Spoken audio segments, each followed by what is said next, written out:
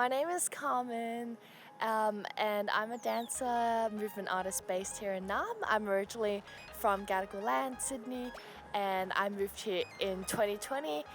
And yeah, I work mainly in dance theatre, also in the street dance scene as well, in the styles of whacking and a little bit of krump. And I've just been kind of trying to work my way through this industry and beyond. That's me. Yay! My origin story?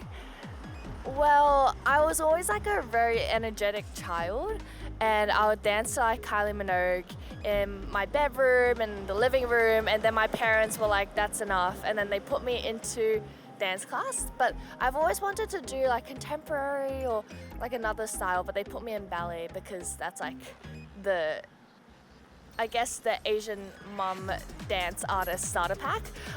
So I did ballet for so many years, but I never thought dance was something I could pursue professionally. I actually wanted to become an economist. I guess I had this like chance meeting with this person who had gone through VCA and actually studied full-time dance and was now like a working artist. And I had a really lucky chance of meeting them and them kind of letting me know all about these different pathways. And on a whim, I decided to audition for VCA, and I got in, and I thought, now's the time to do it because I don't think I'll have any other chance to kind of pursue dance in the way that I wanted to, or choreography. And so I moved from Sydney to Melbourne in the peak of COVID times to do the first degree, essentially like in lockdown, which was a very strange experience. But I think throughout the whole process, especially meeting kind of the whacking community here in Naarm has been so life-changing for myself, my practice. Also helped me just preserve my love of dance because sometimes when you study dance full-time or you study any art full-time, it can kind of kill your love for it. So I'm really glad to still have that love. I have a Fringe show coming up. It's called To Disappoint a God, and it's my first ever solo full-length work, and it's also my first ever participation in any Fringe festival ever. And it's incredibly nerve-wracking, but also incredibly exciting to be able to kind of take this vision, have it develop, have people support me in developing it and taking it to where it is now. So the work is about essentially amalgamation of a lot of my feelings towards humanity at the time that I made it, which was October last year, and unfortunately has only been exacerbated. But just these like great feelings of anger and disappointment at humanity, and thinking about like if there like if any god was kind of looking down at us, like what would they be feeling? Like if they were our creator, what would they feel to see us act in this way and do these things? So the work is based around this like Chinese mythological deity called Nuwa, and she's like one of the creation deities in Chinese mythology. And we take kind of images and certain motifs from her story and then take it into this like future mythology where she's come down to earth and she's just really sad. Like she's really bummed out, like we haven't done a good job. And I guess that's what I'm trying to work out as I do the work. It has a lot of combinations of different art forms. Like it has like my movement practice in street dance, in contemporary, in theatre. It has like text-based work, a lot of like speaking, which I'm not actually very good at, so I'm trying my best. And some kind of like visual art form as well. Experience as like a Chinese diasporic artist has been quite interesting and maybe not entirely what I expected. Like I think a lot of this experience is I always grapple with the kind of boxes that POC artists are put in. For example, like when applying for grants or trying to explain your work, there's a certain kind of like strategy where you can use your culture or you use these aspects as almost like leverage to push your work or like push it further, which is really strange because I feel like at the beginning when I was kind of like starting my practice, I did kind of lean into that and using my lived experience. Not that there's anything wrong with that, but it was quite strange because I felt like I wasn't in touch with my culture enough to use it as leverage in a way. And by putting things like putting certain details or cultural aspects into my applications or into my work, it actually led to me researching more about my culture and getting more interested in it when I wasn't as much before, which is still like quite a strange experience. I think nowadays, or what I want to venture into is like I'm very interested in how can I bring aspects of my culture into my work but without centering my own lived experience or having to kind of retell or relive or explain certain like immigrant experiences to like audiences that don't have that lived experience. Like I think that things like playing characters where I can bring in like things like Chinese mythology or like certain like Eastern like artistic forms into my practice have been really rewarding in a different way where at the end of the day it's not about me, but it's like paying homage to something that I really admire that is part of my culture.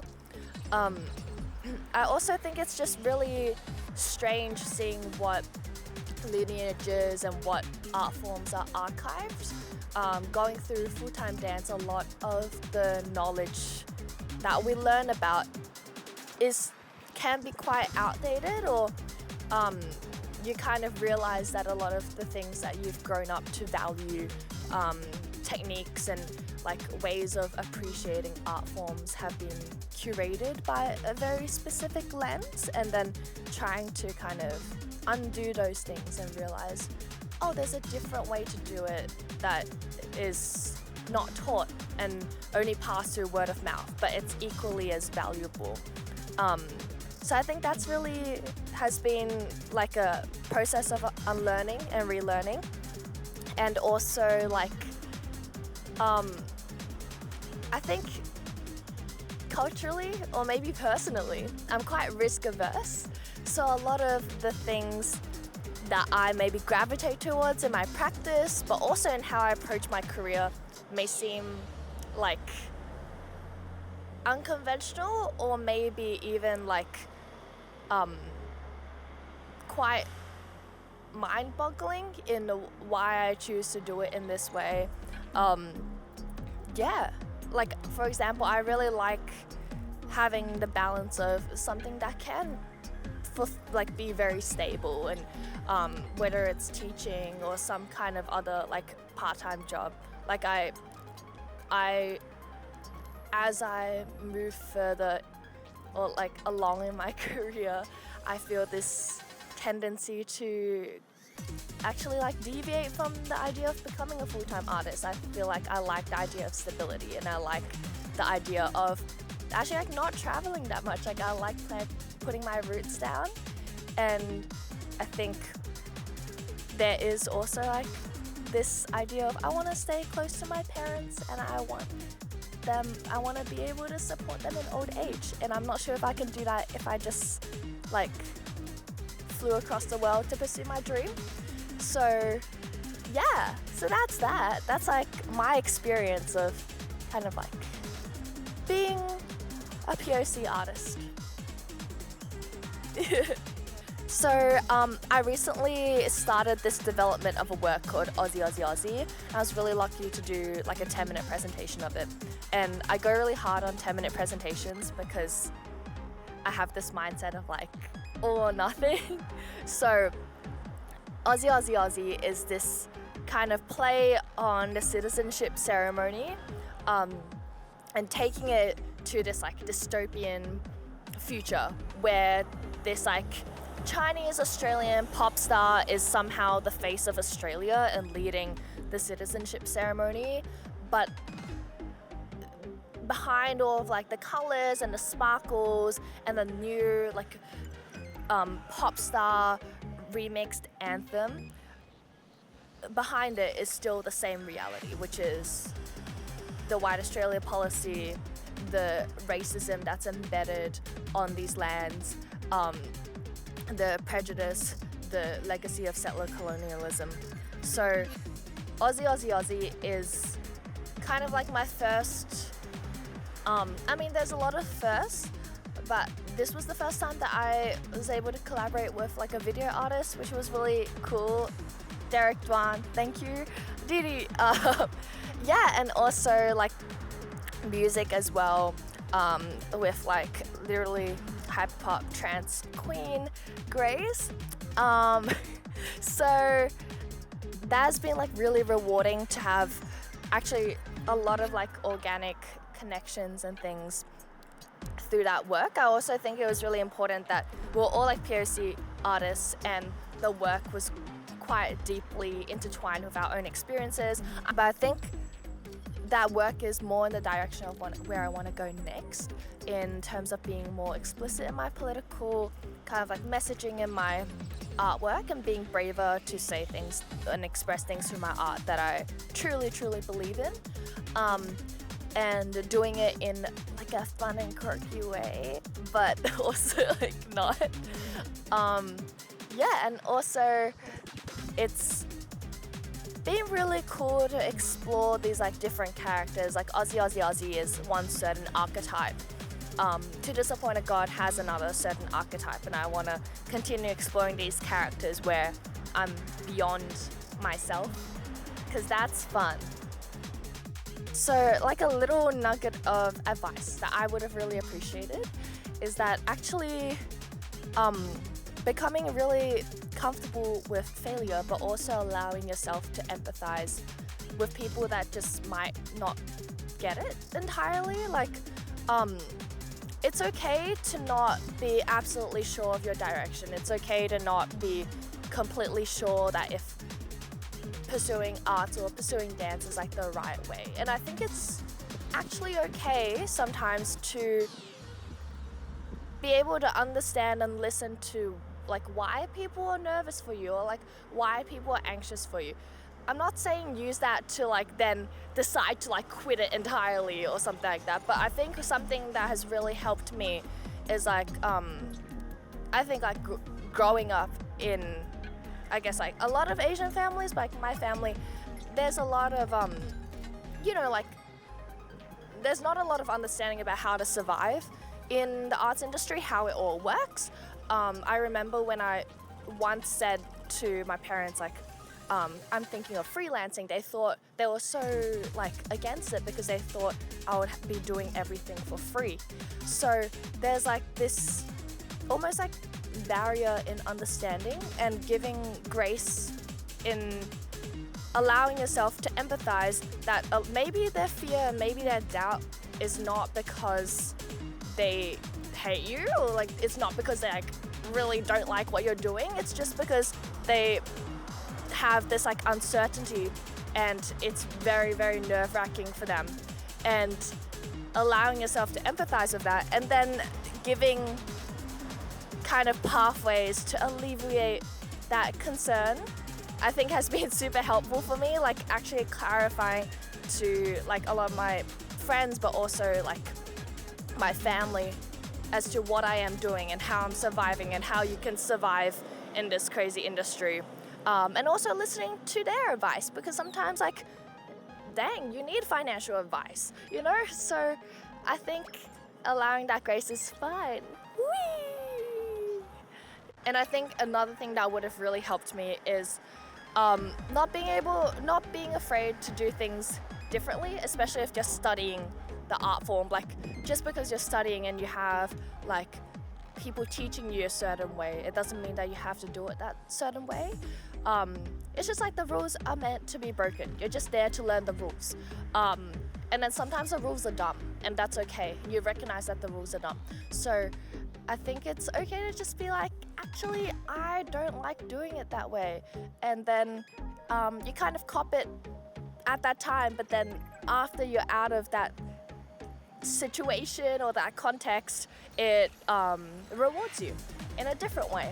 My kind of like future dream, I guess, for dance as a whole, like not just for my practice, is I really hope that dance can be a lot more welcoming in terms of like the industry and to POC in what we can make and what is rewarded and what we have to justify. I hope for feedback sessions to be way more generous in how people give feedback in a way that allows POC to tell their like creative background and stories and what informs their practice without having to rely on like where their family background is and all of that. And I hope that the government will put more money into arts, and because it's so powerful, especially in the education system, I think that they should be investing more money and more time into building up arts appreciation within schools and in the curriculum as well, ensuring that what people are learning within school, what is dance, and also like in music as well, that the curriculum is relevant and it's updated and it actually embodies what is so great about dance and arts and creativity beyond like technical aspects. Yeah, like I think that as always the arts is really undervalued, humanities is really undervalued, teaching, education is undervalued, heck. So like those things need more, and I'm challenging you to give more. In the upcoming weeks, you can find all my updates on my Instagram at hitahhchi, hitahhchi. Don't ask me why it's called that. I'll be having a show October 15th to 18th at Dancehouse at 8 p.m. 4 shows. And I'll also just be like around, so maybe you'll see me on the street.